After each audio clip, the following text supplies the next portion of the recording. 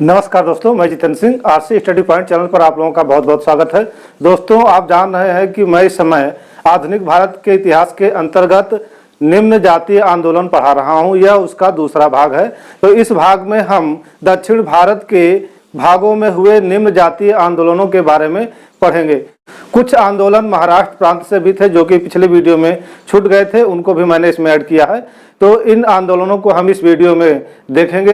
इस वीडियो को शुरू करने से पहले दोस्तों, आप मेरे इस चैनल को लाइक कर दीजिए, सब्सक्राइब कर लीजिए और हो सके तो मेरी इस वीडियो को शेयर भी कर दीजिए। तो चलिए आइए देखते हैं निम्न जातीय आंदोलन।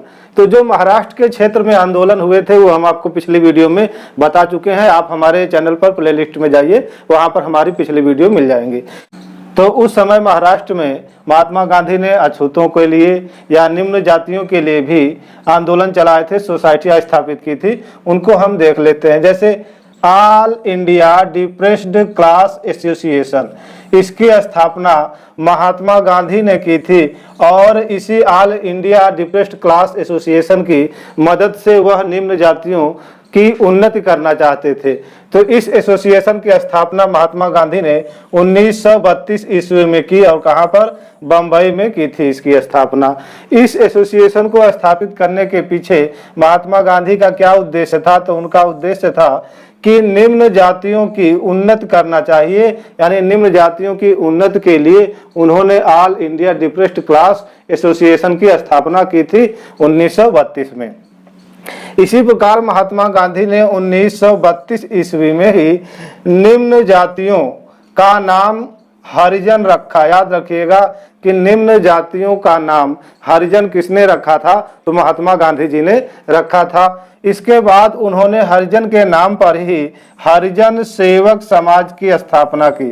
तो हरिजन सेवक समाज की स्थापना किसने की थी? महात्मा गांधी ने की थी। लेकिन हरिजन सेवक समाज के जो संस्थापक अध्यक्ष हुए वह थे घनश्याम दास बिड़ला। पूछा गया है कि हरिजन सेवक समाज के संस्थापक अध्यक्ष कौन थे? तो घनश्याम दास बिड़ला जी थे।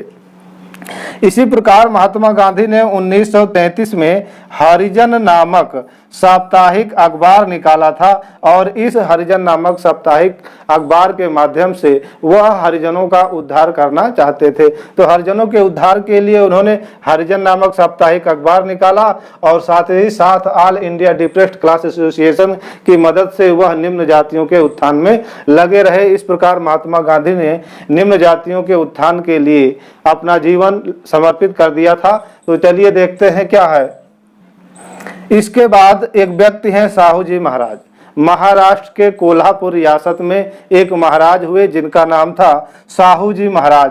और यह कहाँ के महाराज थे? तो कोल्हापुर के महाराज थे, यानी शासक थे। इन्होंने निम्न जातियों के लिए बहुत ढेर सारे काम किए थे, बहुत ज्यादा इन्होंने प्रयास किया था।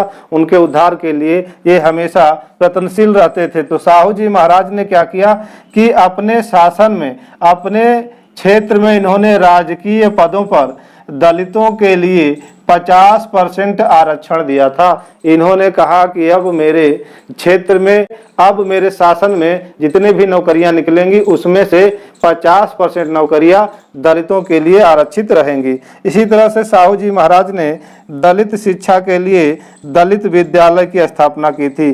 तो दलित विद्यालय की स्थापना किसने की थी? तो साहू जी महाराज ने की थी। या दलितों के लिए अपने राजकीय पदों में 50% आरक्षण किसने दिया था? तो साहू जी महाराज ने दिया था। यह कोल्हापुर के शासक थे। इस प्रकार से आपने देखा कि किस प्रकार से महाराष्ट्र में निम्न जातियों के उत्थान के लिए कई लोगों ने प्रयास किया था। अब निम्न जातियों का आंदोलन दक्षिण भारत में भी हुए थे, उन्हें हम देख लेते हैं। तो दक्षिण भारत में निम्न जातीय आंदोलन के रूप में हम देखेंगे अरुविपुरम आंदोलन को। अरुविपुरम आंदोलन जिसे एझवा आंदोलन के नाम से भी जाना जाता है। तो एझवा आंदोलन किस आंदोलन को कहा गया है? अरुविपुरम आंदोलन को कहा गया है। यह आंदोलन 1888 ईस्वी में केरल में शुरू किया गया। और किसके नेतृत्व में शुरू किया गया? तो नारायण गुरु के नेतृत्व में शुरू किया गया।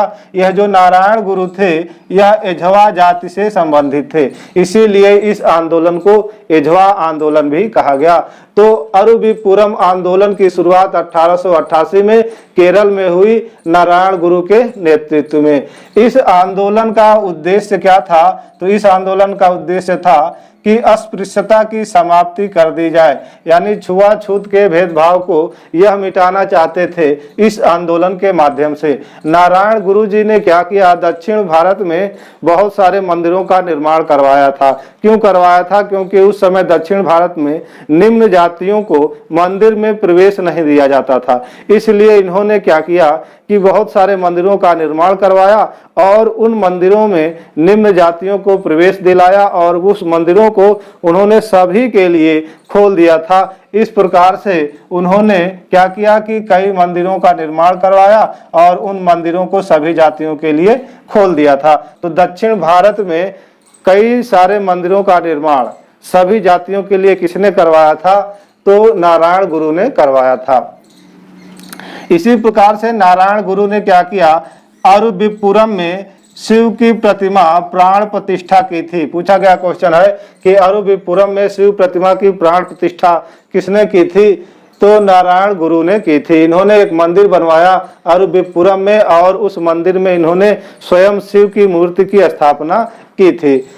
अरुविपुरम मानते थे क्या कि इनका मानना था कि मानव के लिए एक ही धर्म है, एक जाति और एक ईश्वर है, यानी यह कहते थे कि मानव के लिए एक धर्म, एक जाति एवं एक ईश्वर है। लेकिन इनके एक शिष्य हुए जिनका नाम था अयप्पन राजराजन। अयप्पन राजराजन ने ठीक अपने गुरु के विपरीत कहा कि मानव का कोई धर्म नहीं है, न कोई जाति है और न कोई ईश्वर है।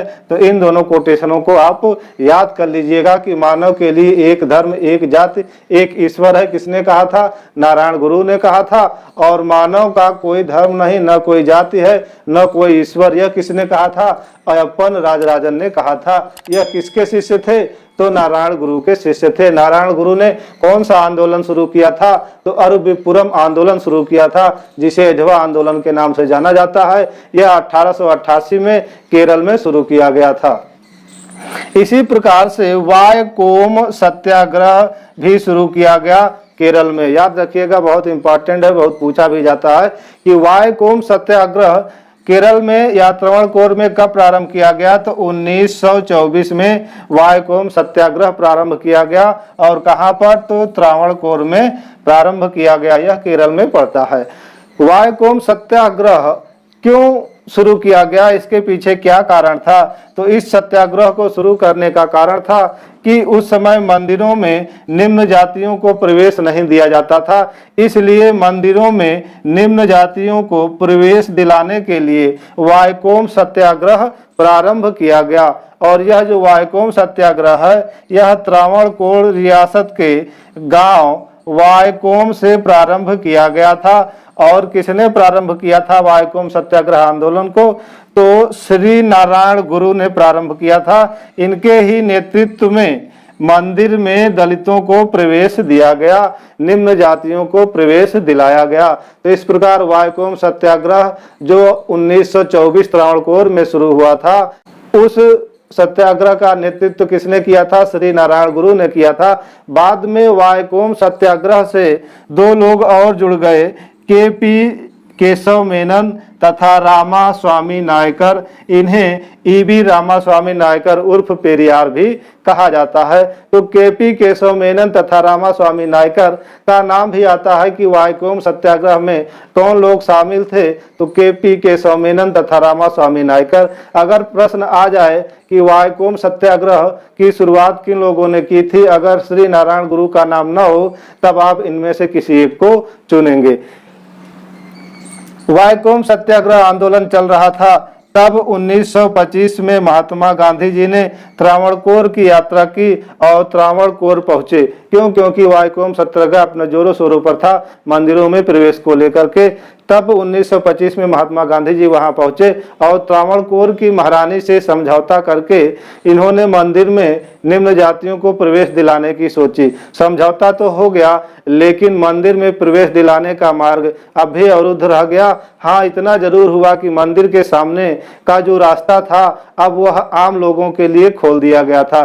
सोचिए उस समय कितनी कुप्रथा थी कि मंदिर के सामने जो रास्ता जाता था उस पर न तो निम्न जाति के लोग चल सकते थे, न तो दलित जाति के लोग चल सकते थे। तो इस चीज को समाप्त करवाया महात्मा गांधी ने और उस रास्ते को सबके लिए खुलवा दिया था।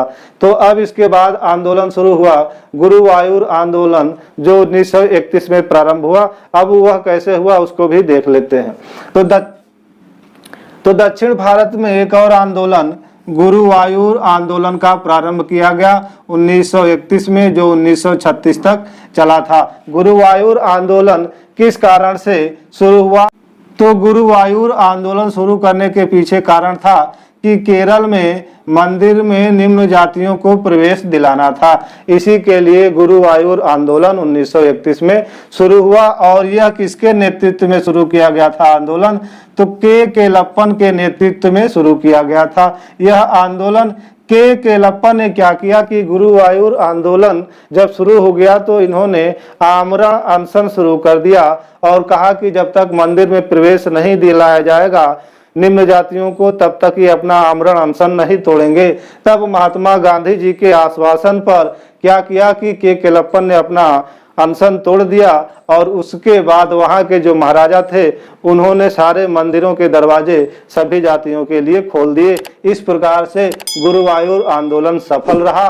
अब आत्मसम्मान आंदोलन के जरिए भी निम्न जातियों को मंदिर में प्रवेश दिलाया गया और उन्हें उनका हक दिलाने का प्रयास किया गया।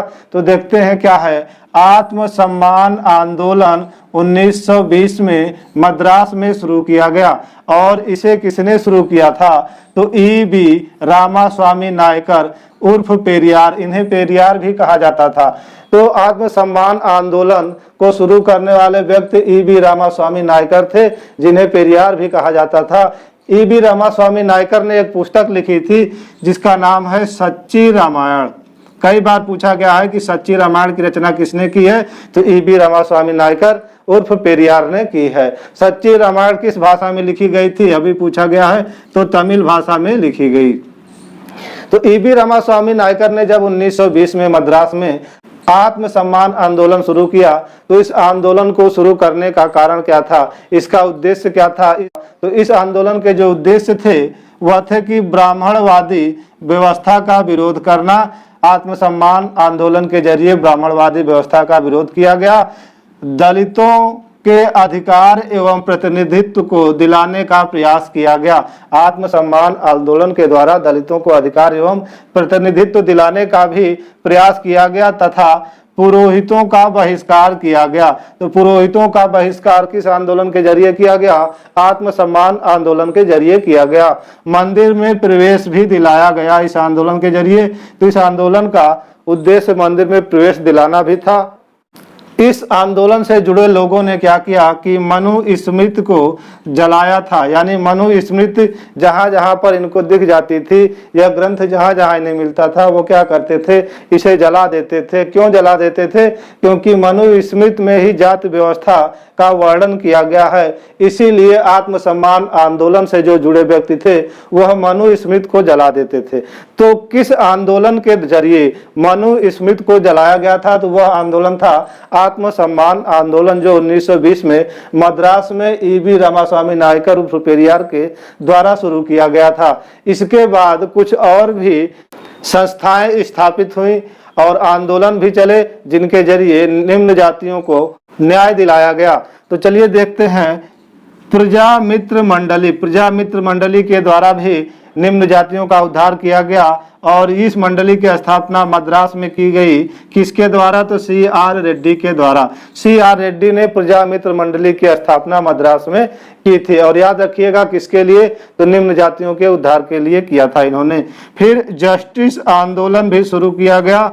जिसे न्याय आंदोलन कहा जाता है। यह आंदोलन दक्षिण भारत में शुरू किया गया, कब? 1916 में। तो जस्टिस आंदोलन, जिसे न्याय आंदोलन भी कहा गया, वह कब शुरू किया गया? 1916 में। कहाँ? दक्षिण भारत में। और इसे किसने शुरू किया था? तो C.N. मुदलियार ने शुरू किया था और इनके साथ T.M. नायर तथा P. त्यागराज भी थे, जिन्होंने मिलकर के जस्टिस आंदोलन में C.N. मुदलियार का सहयोग किया था। इस प्रकार जस्टिस आंदोलन दक्षिण भारत में 1916 में C.N. मुदलियार के द्वारा चलाया गया था।